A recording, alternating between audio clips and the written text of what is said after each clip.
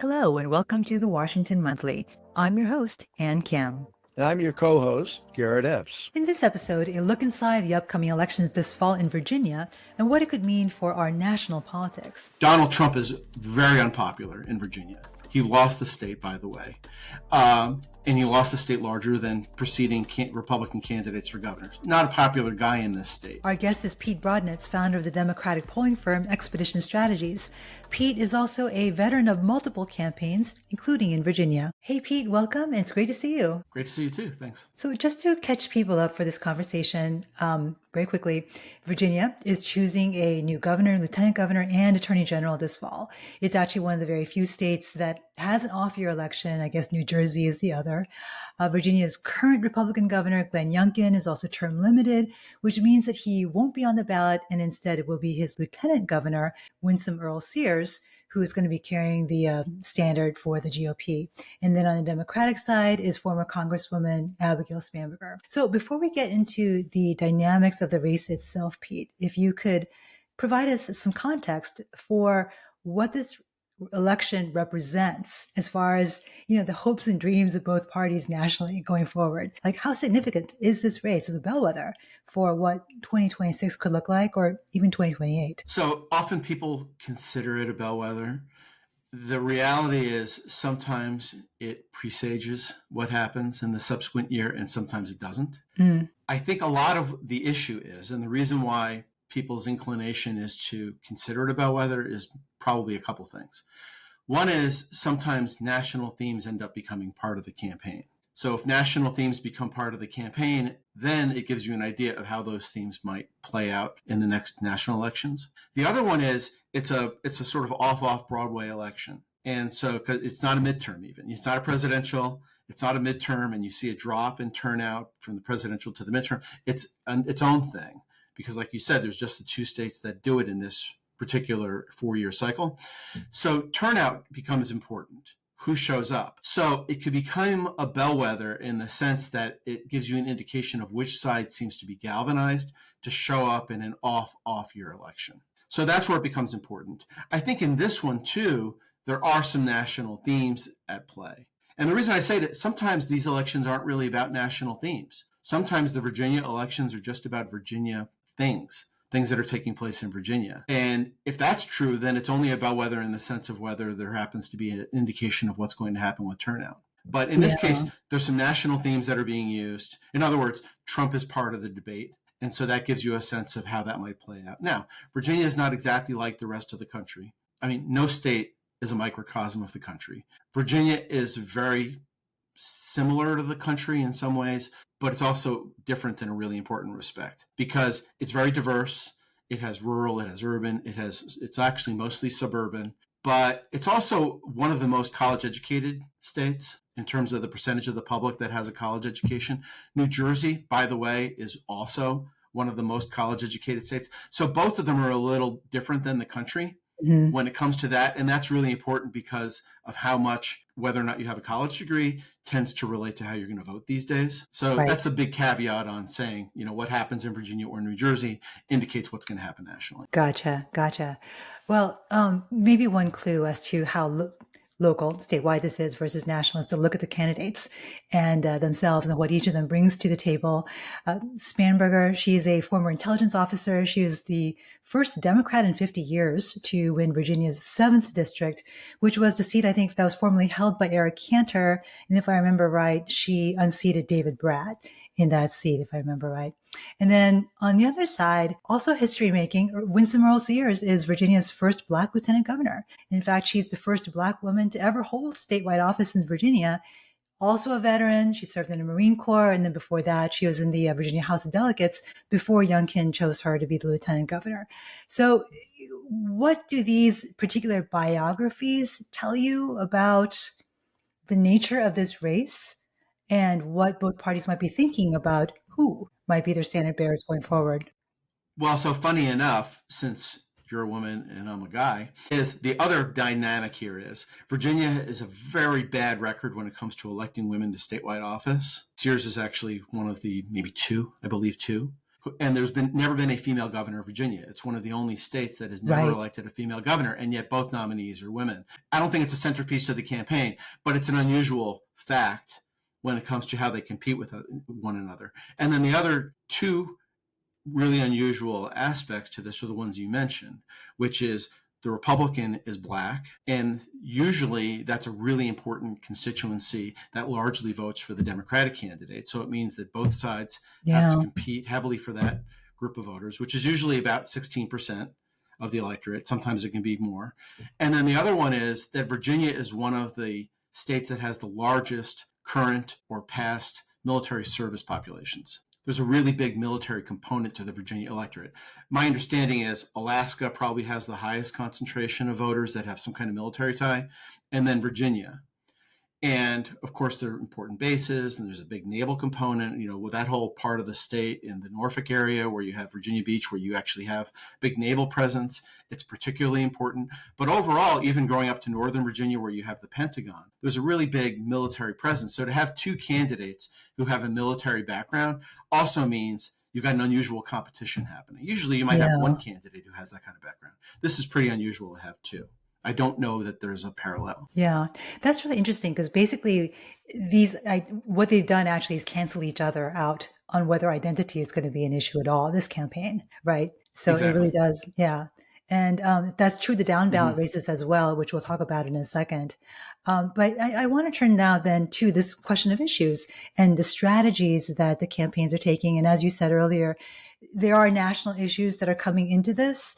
And I'm going to play for you two campaign ads, one from each campaign. And maybe there's some hint here about how each party thinks about what the national issues may be going forward. I'll start with the ad for Winsome Earl-Sears and then move on to Spanberger. I'm just going to play them back to back for you. I'm Abigail Spanberger, candidate for governor, and I sponsored this ad. MAGA Republican Winsome Earl-Sears. I am speaking! What does she say about Trump's bad budget bill? The bill, as you know now, does so many great things. What? The Trump budget raises healthcare costs, raises mortgages, raises the price of electricity and gas. You pay more, so billionaires can pay less. I am speaking! We've heard enough. Winsome Earl-Sears is so far right, she's wrong for Virginia. I'm Winsome Earl-Sears, candidate for governor, and I sponsored this ad. It really angers me to hear these lies. Lies? It was Abigail Spanberger who voted to let boys share locker rooms with little girls. It really angers me to hear these lies. It was Spanberger who voted to let children change genders without telling their parents. It really angers me to hear these lies. The truth, Abigail Spanberger will transform Virginia. She's angry because she's lying. So looking at these ads, it definitely seems like it's culture wars on the one hand with Winsome Earl-Sears and kitchen table issues on the other with Abigail Spanberger. They're very different appeals. How do you think these messages are going to land in Virginia? So from what I've seen from the public polling is the top thing that people say they're concerned about in Virginia now. This is I'm looking at a Roanoke College poll that just came out a few weeks ago. And it looks like economic issues are the top thing. And that's a little complicated for the Republicans.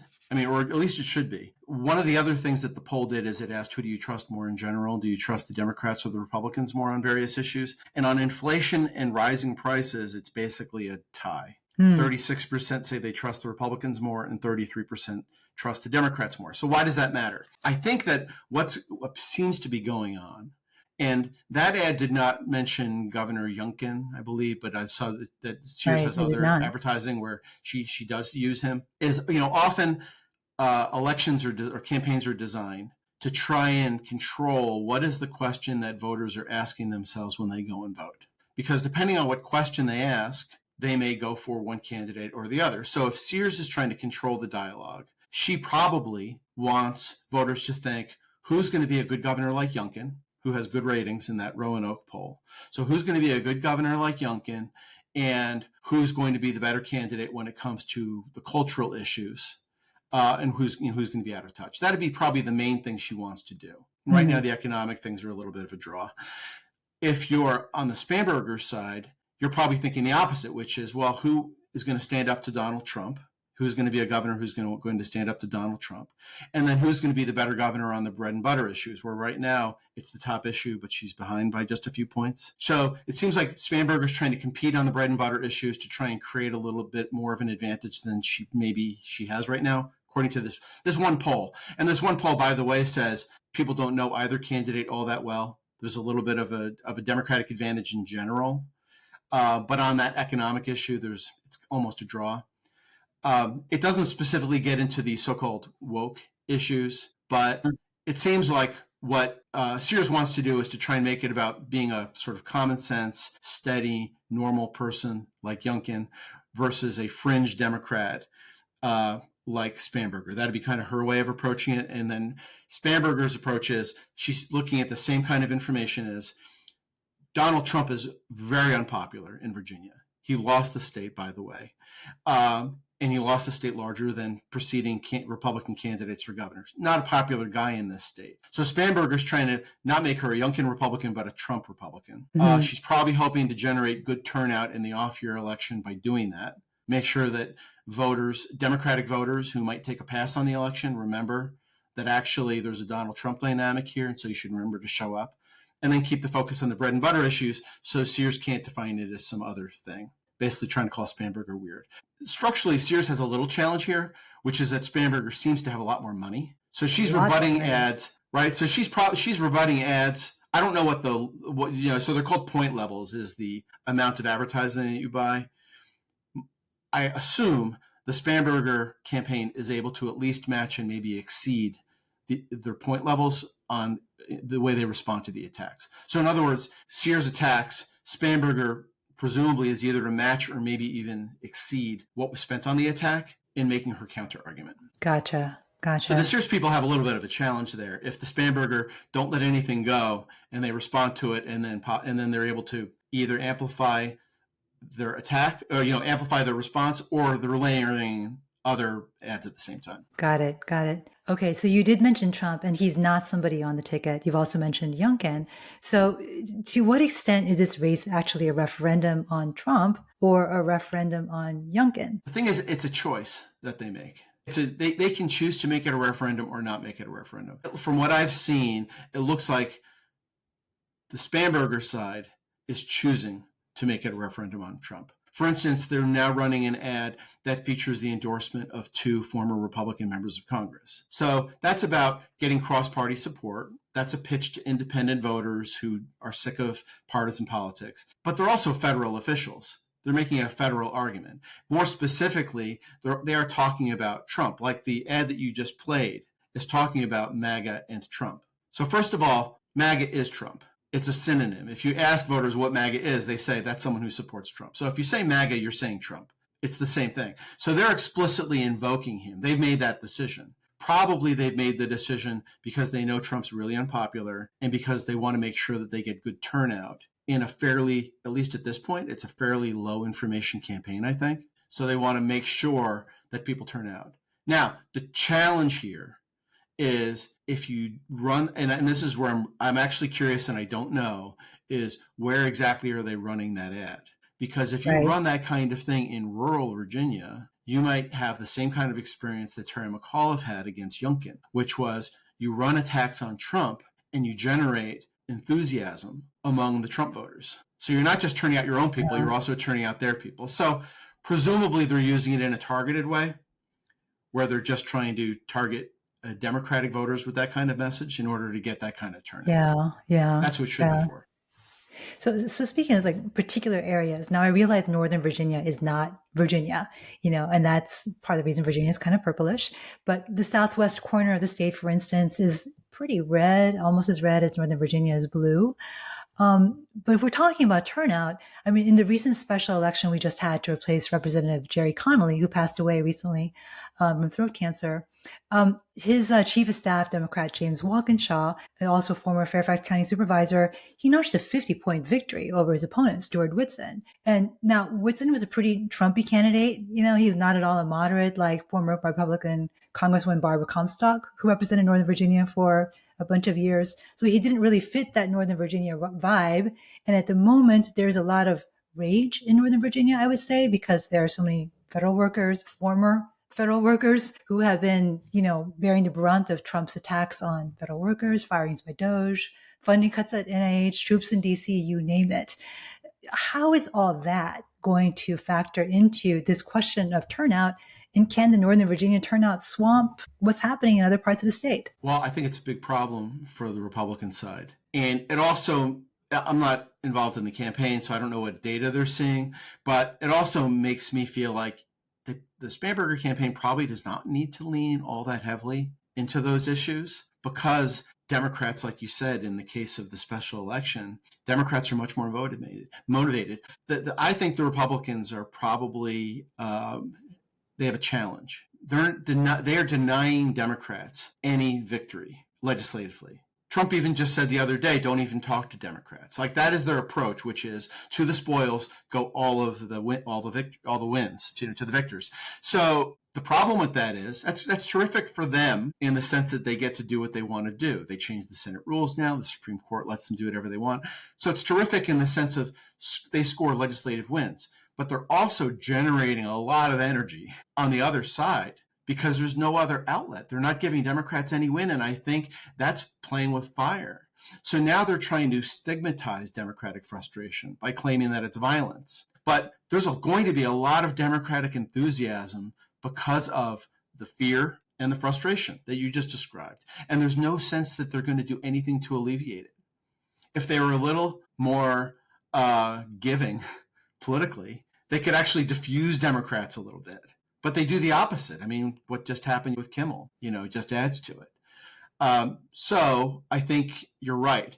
That turnout issue, that's particularly an issue perhaps in Northern Virginia, because like you just said, Democrats really count on banking votes in Northern Virginia. And so people just have to show up, and it's an off-year election. And the thing about Northern Virginia is it's a DC-focused part of the state, because to the extent you're getting television, radio, et cetera, it's a little more DC focused. In fact, it's called the Washington, DC media market. It's not even called the Northern Virginia media market. So people that are more DC focused than voters are in the other parts of the state.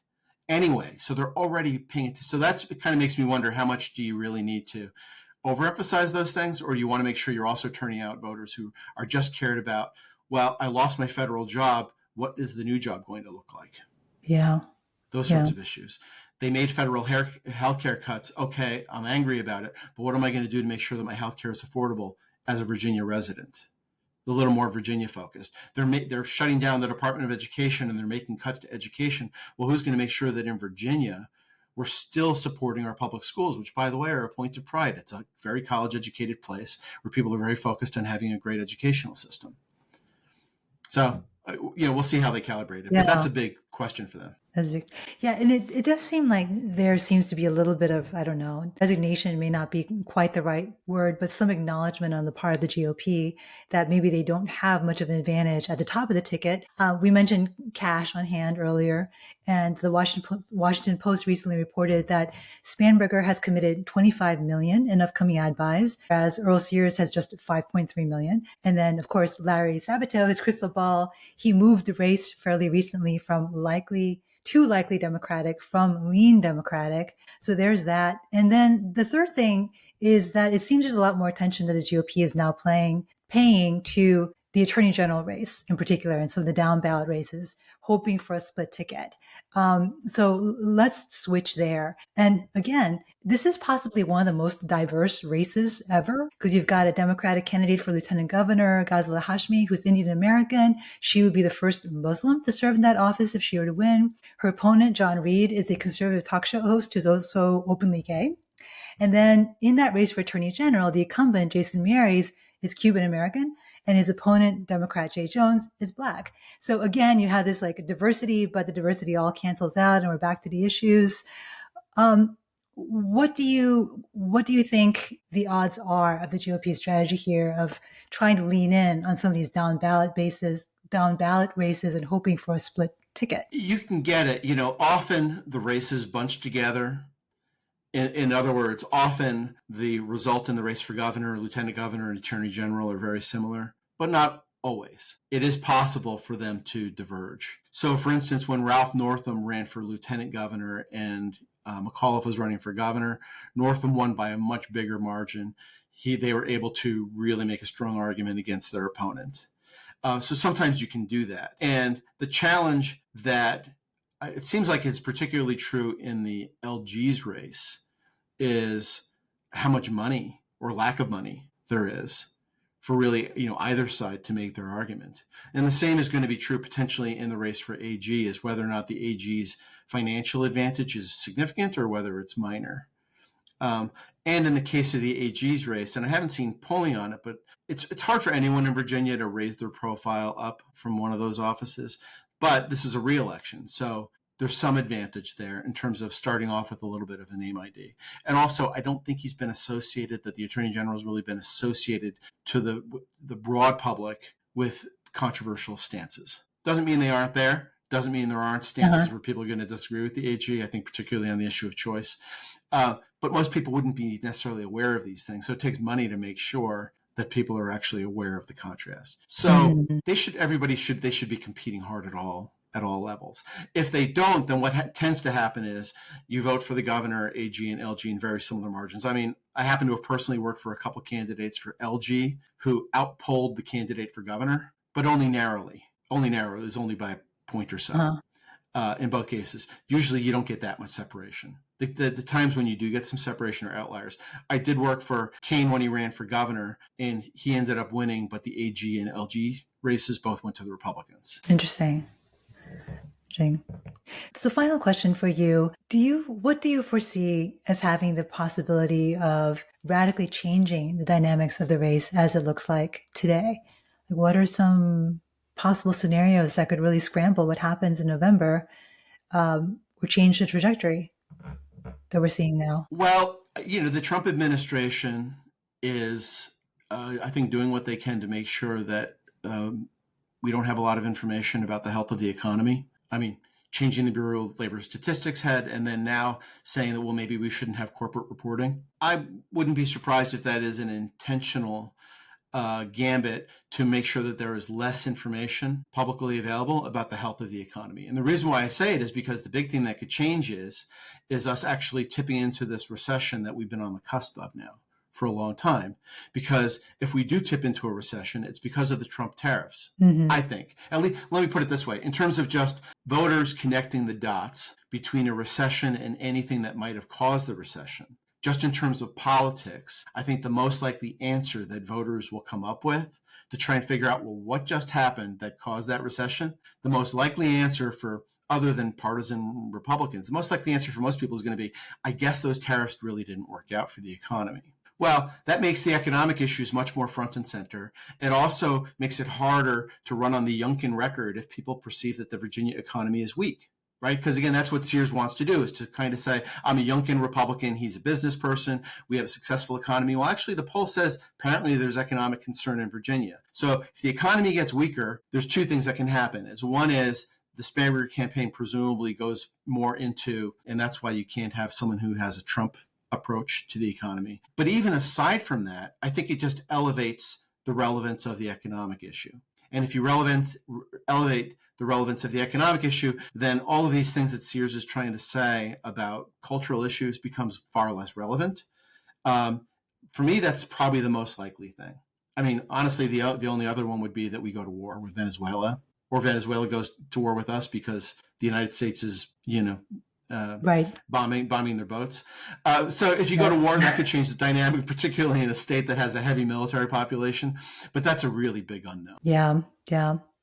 Well, Pete, I look forward to speaking with you again later in November to get the postmortem on what happened and what lessons we can draw from this election. So thank you very much for your time. Thanks. Appreciate it.